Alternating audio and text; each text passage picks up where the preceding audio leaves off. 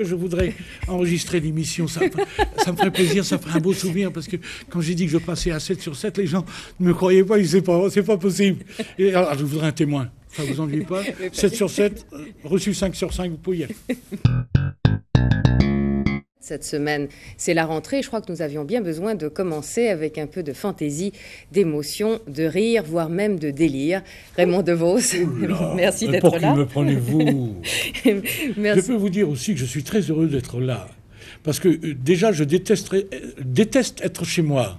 Oui, je déteste. Non, mais c'est vrai. À tel point que lorsque je vais chez quelqu'un qui me dit « Vous êtes ici chez vous », je rentre chez moi. Très bien. Si je vais chez quelqu'un qui me dit « Faites comme chez vous, je fais plus rien », Anne. Parce que déjà, chez moi, c'est moi qui fais tout. Je ne vois pas pourquoi j'irais chez quelqu'un tout faire alors que je fais... Enfin bon. Oui. Enfin, je vous quand même ça, vous permettez, parce que je voudrais enregistrer l'émission. Ça me ferait plaisir, ça ferait un beau souvenir, parce que quand j'ai dit que je passais à 7 sur 7, les gens ne me croyaient pas, ils disaient pas, c'est pas possible. Et alors, je voudrais un témoin. Ça vous ennuie pas? 7 sur 7, reçu 5 sur 5, vous pouvez y aller. Merci. En tout cas, ici, vous allez faire beaucoup de choses. Et en ces temps où le consensus est la règle, vous en êtes l'exemple parfait.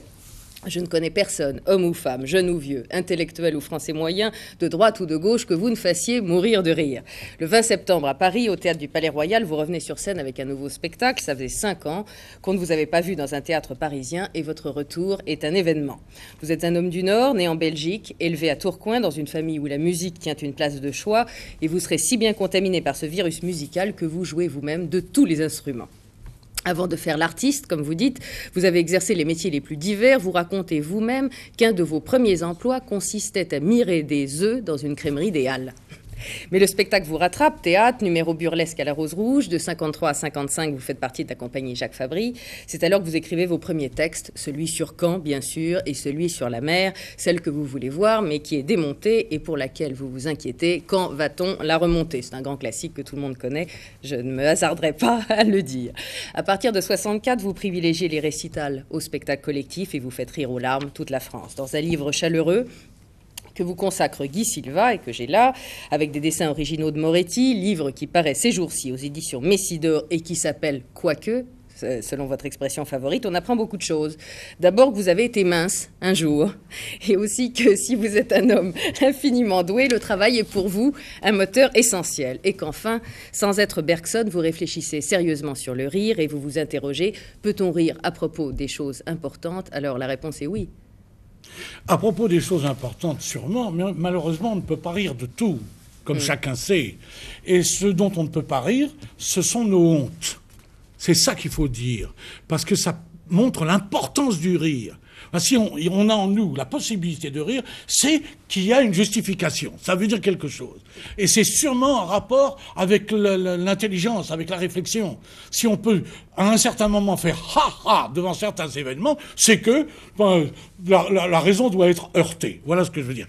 Alors, voilà en quoi le rire est extrêmement important. Mais vous dites par exemple qu'on ne peut pas rire à propos de nos hontes et vous faites rire à propos de la fin dans le monde avec votre sketch qui s'appelle Le Millefeuille. Ça, c'est parce que c'est presque un défi. C'est parce que j'ai voulu, tout de même, justement, comme c'est une honte, la fin dans le monde, j'ai essayé un petit peu que, bon, il faudrait, quand on commencera à en rire, elle sera moins menaçante. Parce qu'on commencera à en prendre encore plus conscience de la fin dans le monde.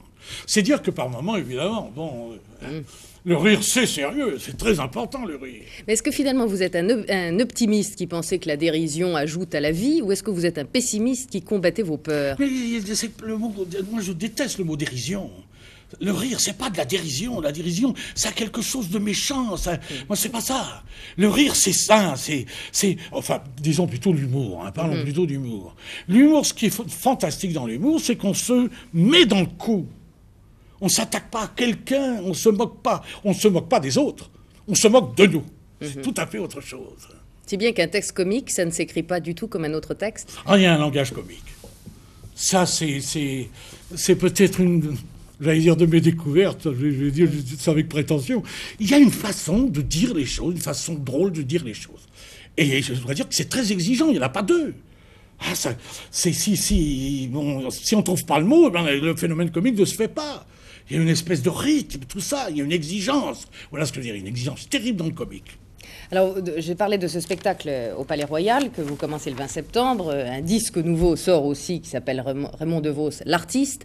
Et L'artiste, c'est un des plus beaux textes, moi je trouve, de ce disque et de ce spectacle, qui dit toutes les angoisses du métier. Vous êtes tout à fait gentil, mais c'est vrai que ça nous concerne. Hein. L'artiste, vous savez comment j'ai écrit L'artiste?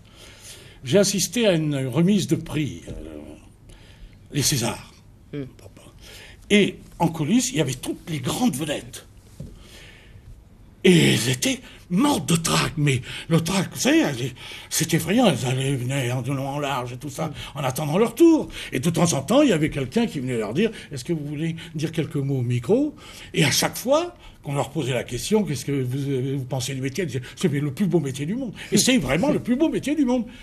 Alors qu'elles étaient mortes de trac et malades. Or, moi, je sais, moi qui pratique ce métier depuis des années, que c'est le plus beau métier du monde. Et pourtant, on est tout le temps malade, angoissé, inquiet. On ne sait jamais si ça va marcher. Vous voulez dire Peut-être faut-il que ce soit comme ça. Vous voulez dire que vous l'êtes encore? Vous avez rodé votre spectacle, déjà testé un petit peu avant-hier soir à Lille. Vous étiez mort de trac?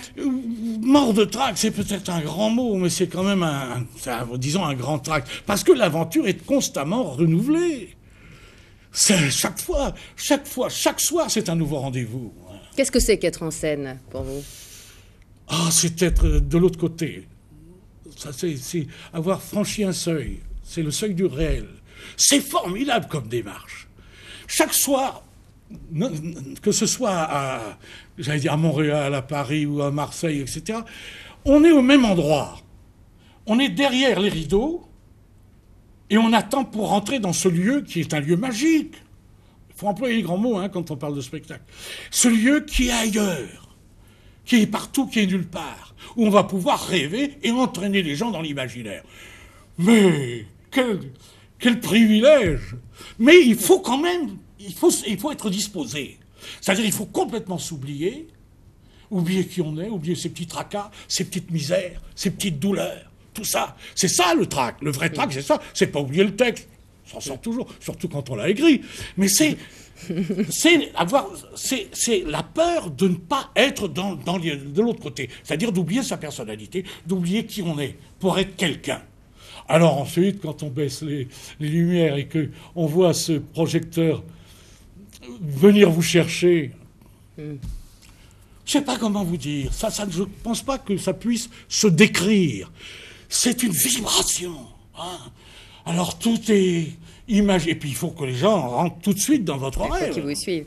Alors, vous n'avez pas comme habitude de suivre de très près l'actualité. Pourtant, vous avez apporté votre contribution au bicentenaire de la Révolution. Vous avez écrit un sketch qui s'appelle Le vent de la révolte. Oui. C'est un délire onirique, un rêve. C'est un rêve où je fais la Révolution tout seul. C'est-à-dire je suis dans les rues, désertes, et je brandis au bout d'une pique une tête de ci-devant, et je suis là. Et c'est tout un trajet jusqu'à la place de la République. Mais on ne sait pas la tête de qui, d'ailleurs. Mais c'est un sketch qui est le plus long, d'abord. Comme pendant le débarquement, il y a eu le jour le plus long. Moi, j'ai eu mon sketch le plus long. C'est un sketch où... Je ne voudrais pas qu'on pense qu'il n'y a pas de parti pris, mais tout le monde en prend un coup. Parce que j'ai voulu dire dans ce sketch qu'on est tous à un moment piégés. Tous.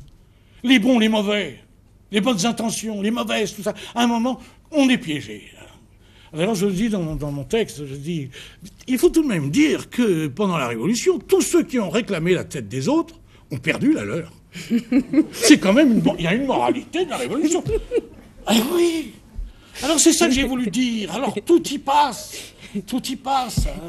Bon, enfin, on ne peut pas malheureusement donner des oui, et puis il y a deux écueils finalement à cette révolution, c'est qu'à un moment donné, on veut la nationaliser et à un autre, on veut la privatiser. Oui, c'est ça. À un moment, je dis à quelqu'un qui est là, je dis, mais qu'est-ce qui se passe? Il dit, vous savez, vous n'êtes pas au courant. Le gouvernement vient de nationaliser la révolution. Et puis après, un peu plus loin, je rencontre quelqu'un qui vient me dire le contraire. Le gouvernement vient de privatiser la Révolution. Alors on change les têtes. Et bien, enfin, on ne va pas le faire. Ah non, on ne va pas le faire. Quel dommage. Oh, quel dommage. Alors je vais vous demander aujourd'hui un exercice dans lequel on ne vous voit jamais, c'est-à-dire réagir sur l'actualité. C'est redoutable. Pour moi, c'est redoutable. Mais vous le faites pas parce que au fond, ça vous indiffère ou parce que c'est tout à fait en dehors de vos préoccupations. C'est-à-dire que toute ma préoccupation, puisque vous venez de dire le mot, c'est d'entraîner les gens ailleurs. l'imaginaire, c'est un voyage ailleurs. Pourquoi? Pour se distraire du réel. C'est-à-dire que moi, je vais vous ramener dans le réel. C'est toute la justification du comique. Et moi, vous me replongez dans un paquet de drames, je m'y attends. Ça va être tragique, ça va être dramatique. Bon. Mais moi, c'est vrai que toute ma vie s'est passée à essayer de distraire les gens, de sortir du réel. Eh ben, on va faire l'exercice. Alors, plongeons. Alors, vous aviez raison, l'actualité n'est pas particulièrement gaie. Pinochet, le sida, tout ça, c'est pas des sujets sur lesquels on fait rire, non, au fond.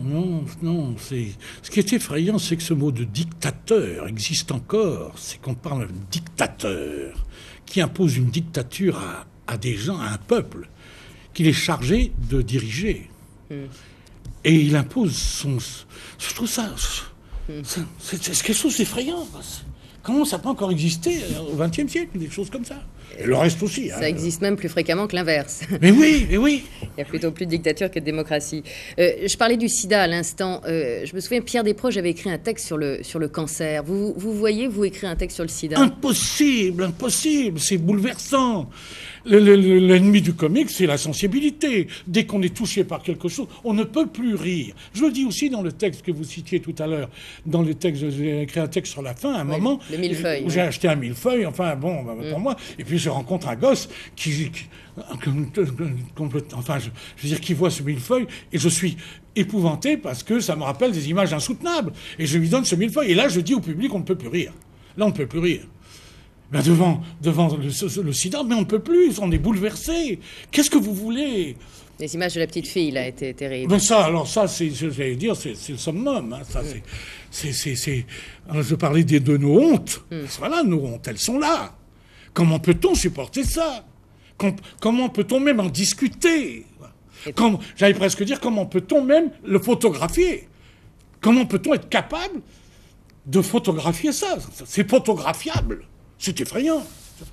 L'accident du meeting aérien, ça non plus, vous me diriez, c'est trop violent, ça prête pas à rire. Et pourtant, il y a les accidents de la route, c'est épouvantable. Et vous avez fait des tas de sketchs là-dessus, des tas de textes là-dessus. C'est un fléau aussi. Mais c'est pas tout à fait pareil. Moi, j'ai écrit beaucoup de choses. J'ai écrit des folies. J'ai même écrit, puisqu'il y a eu des accidents de train, j'avais écrit des choses en disant qu'un accident qui a été évité de justesse, un train qui roulait à vive allure, n'a pas vu venir sur sa droite un tunnel.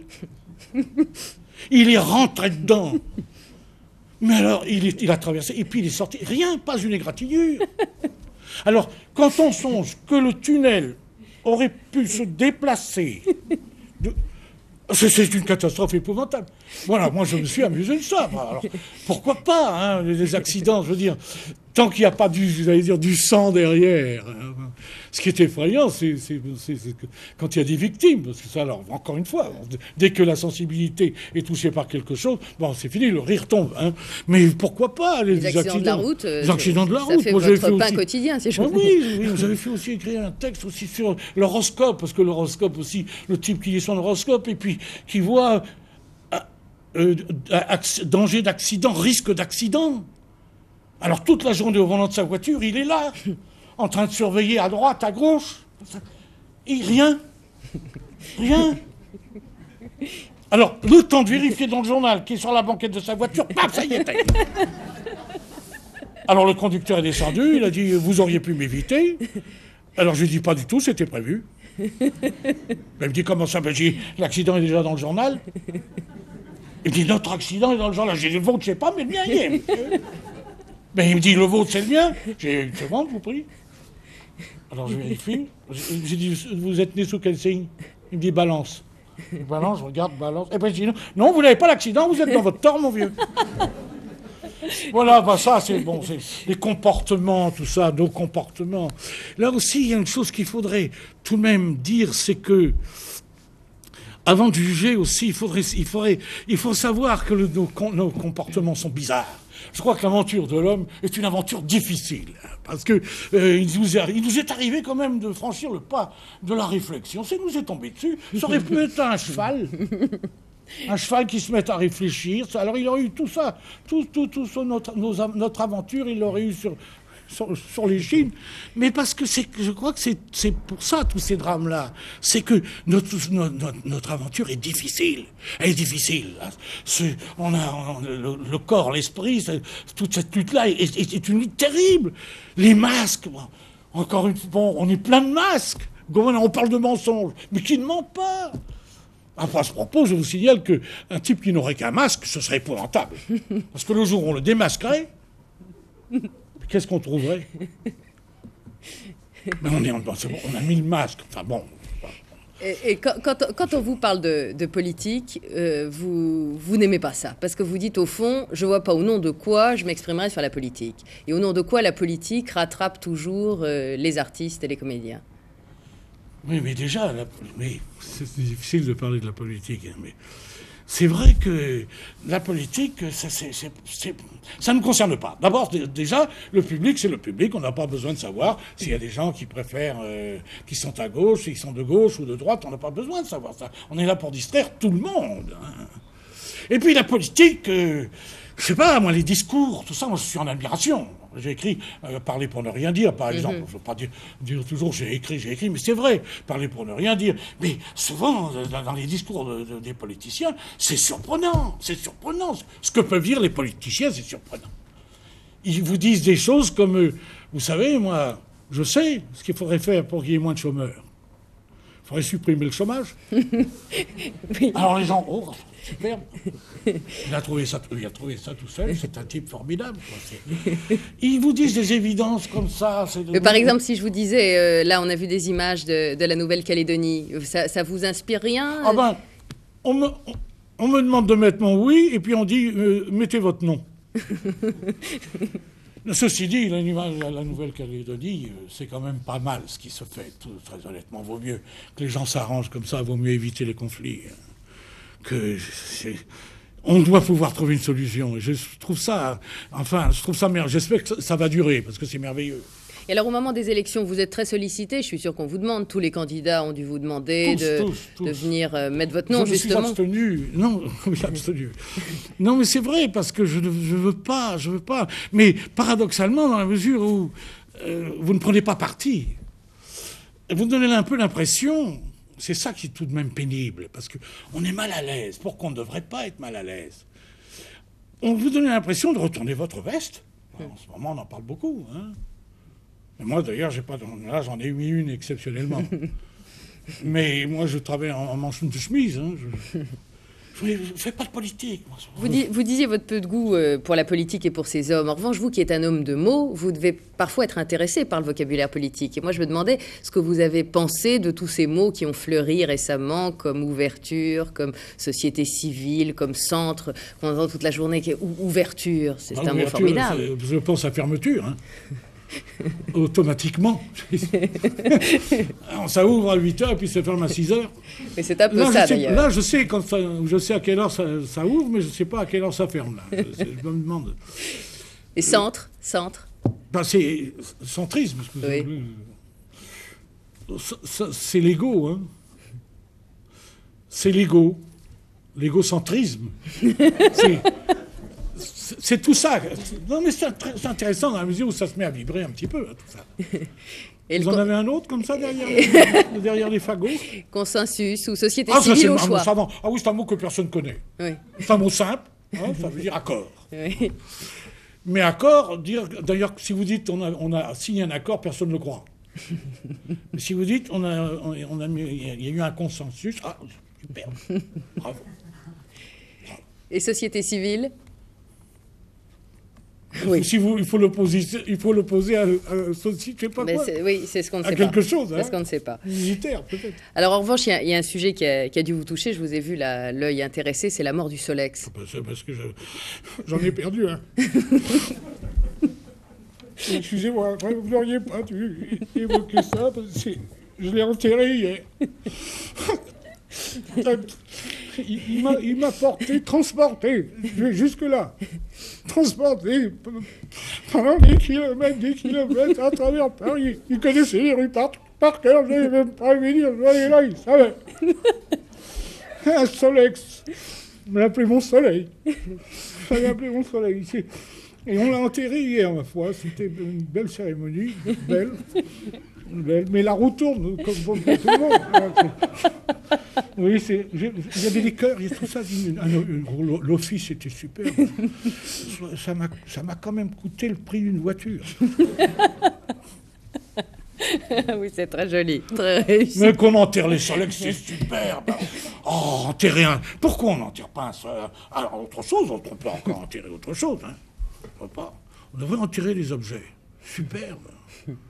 C'est la mort d'une époque, hein, c'est... Oui, non, mais c'est vrai, il y a des objets, il y a des gens, ils s'intéressent aux objets, ils aiment, ils ont des objets comme ça, et puis quand les objets meurent, on devrait les enterrer.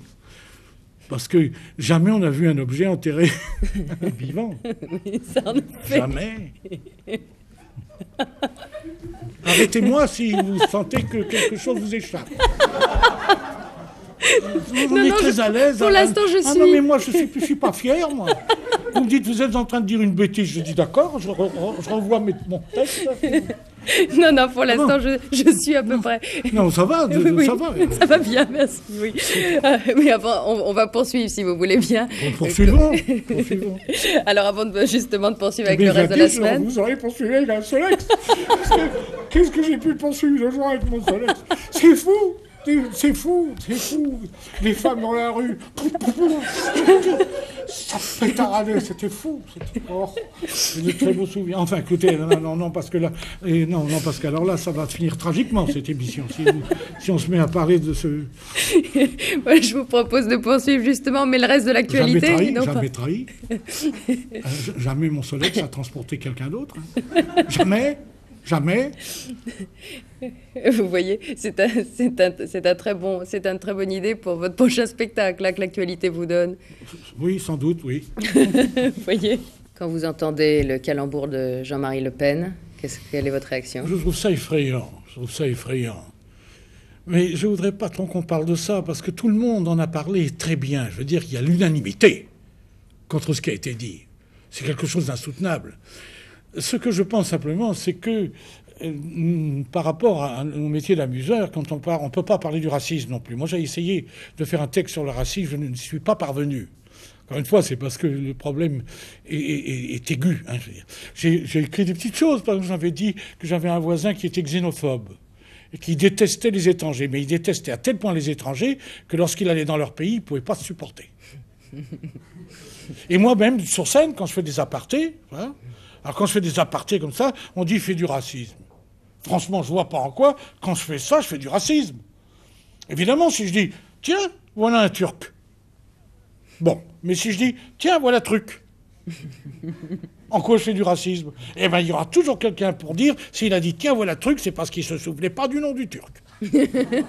Alors, si vous me permettez, simplement, je voudrais, si vous m'en donnez l'autorisation, chanter une petite chose à M. Le Pen.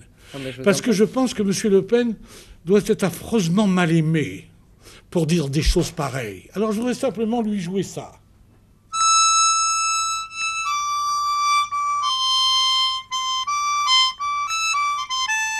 Parlez-moi d'amour.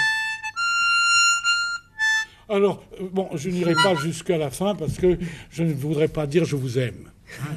Mais c'est dommage. Très bien. Finalement, dans toute l'actualité de la semaine que je vous ai présentée aujourd'hui, ce qui vous fait le plus réagir, c'est la vie quotidienne des gens, plus encore que les grands événements. Je crois que oui, parce que j'allais dire aux pauvres gens, tout est peine et misère, hein, comme disait Gringoire.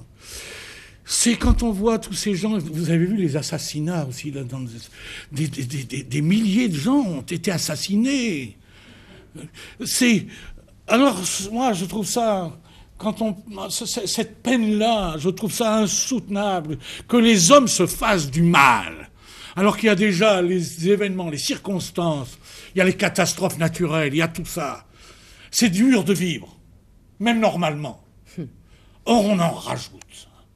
Alors, je pense que pour certaines personnes, vivre devient une torture, alors que vivre, c'est quelque chose de formidable.